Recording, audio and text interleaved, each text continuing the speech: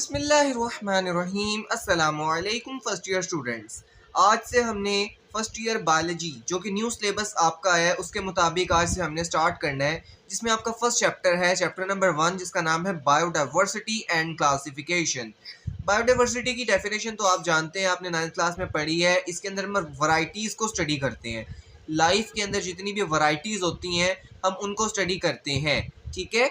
Variety with in a species और variety among अ species, इन सब चीज़ों को भी हम डिटेल से एक्सप्लेन करते हैं। उसके अलावा हमने क्लासिफिकेशन को पढ़ना है। अब इसके बाद हमारा जो सबसे पहला टॉपिक है वो है 3 डोमेन सिस्टम ऑफ क्लासिफिकेशन, ठीक है। इस टॉपिक में से आपको एमसीक्यूज आ सकते हैं, ज़्यादा चांसेस हैं। शॉर्ट क्वेश्चन भी आ सकता है लेकिन बहुत कम चांसेस हैं। इसके बाद जो आपके 3 लेक्चर्स अपलोड होंगे वो हमारे पास तीनों के तीनों बहुत ही इंपॉर्टेंट लॉन्ग क्वेश्चन होंगे। तो चलिए बगैर टाइम वेस्ट किए हम आज का जो लेक्चर है हमारा उसको स्टार्ट करते हैं। 3 डोमेन सिस्टम ऑफ क्लासिफिकेशन। आप जानते हैं कि 1969 में हमारे पास एक अमेरिकन साइंटिस्ट थे जिनका नाम था रॉबर्ट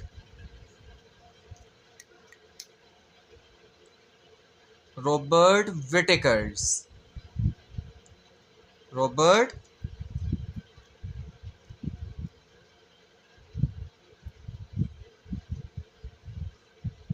अच्छा जी, रॉबर्ट विटेकर्स ने हमें 5 किंगडम क्लासिफिकेशन सिस्टम दिया था।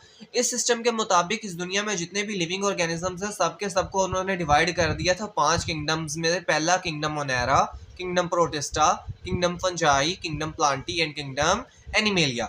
ये था हमारा 5 किंगडम क्लासिफिकेशन जो प्रपोज किया था रॉबर्ट विटेकर ने, ठीक है। उसके बाद 1919 में एक साइंटिस्ट आए जिनका नाम है आपकी बुक के मुताबिक कार्ल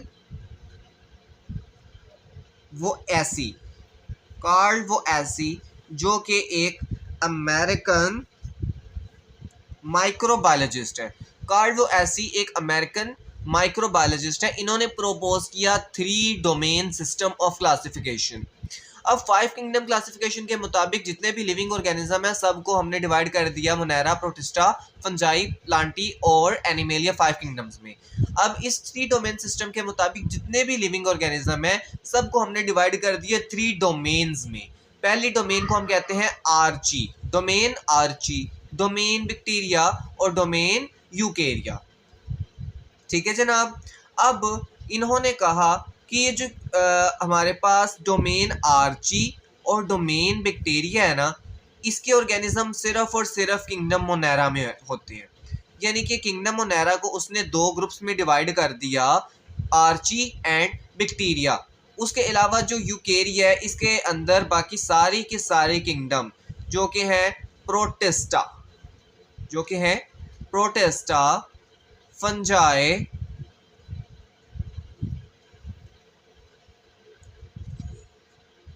प्लांटी एंड एनिमेलिया,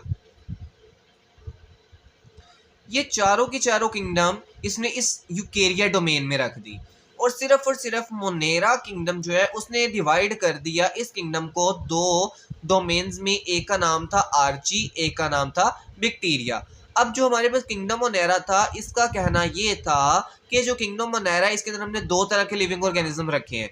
एक है बैक्टीरिया, एक ग्रुप है आर्ची, जो कि एक दूसरे से बिल्कुल डिफरेंट है। इनकी केमिकल कंपोजिशन, इनका लाइफस्टाइल बिल्कुल डिफरेंट है।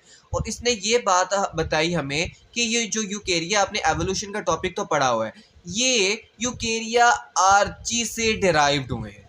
यानी कि आर्ची ने अपने अंदर एवोल्यूशन की और एवोल्यूशन करने के बाद ये बन गए यूकेरिया, यानी protista, fungi, Plantae, animalia. Bacteria में से ये चीज़ें नहीं बनती। बैक्टीरिया एक सेपरेट ग्रुप है जो कि आर्ची में से बड आउट हो गया है। हमेशा याद रखिए आर्ची जो है वो बैक्टीरिया से भी पुराने हैं। यानी कि इस अर्थ के ऊपर जो सबसे पहला लिविंग ऑर्गेनिज्म आया था वो आर्ची ही था। असल में यहाँ पे HAEA आना है, आर्ची के ये स्पेलिंग है जी। इस यूनिवर्स में जो सबसे पहला, इस अर्थ पे जो सबसे पहला लिविंग ऑर्गेनिज्म आया था वो डोमेन आर्ची का ही था।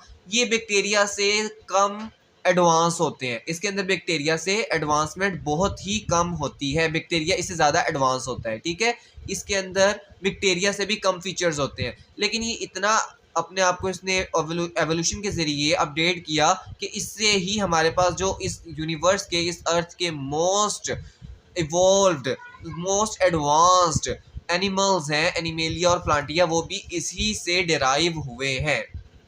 ये तो था सिर्फ इंट्रोडक्शन, आज का एक छोटा सा लेक्चर है जिसके अंदर हमने सिर्फ इंट्रोडक्शन पढ़ा है कि 3 डोमेन सिस्टम है क्या, ठीक है। इसको प्रपोज किसने किया?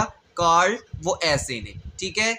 और इसके अंदर इसने 3 डोमेन्स बनाई, आर्ची, बैक्टीरिया और यूकेरिया। सिर्फ आज हमने इनको देखा है कि होता क्या है। अब इसके बाद हमारे 3 सेपरेट लेक्चर्स आएंगे, एक के अंदर डोमेन आर्ची, एक के अंदर डोमेन यूकेरिया, एक के अंदर डोमेन बैक्टीरिया, जिसके अंदर हमने इन सब के अलग अलग फीचर डिस्कस करने हैं कि भाई क्यों बैक्टीरिया और आर्चिया, इन दोनों के अंदर क्या चीज़ डिफरेंस है जिसकी वजह से इसको अलग डोमेन में रखा गया है, ठीक है। उसके अलावा इसके भी सारे फीचर हम पढ़ेंगे बहुत ही ज़्यादा डिटेल में, ये आपके लॉन्ग क्वेश्चन बनने वाले हैं। तो ठीक है, अपना रखिएगा ख्याल। थैंक यू सो मच, अल्लाह हाफिज़।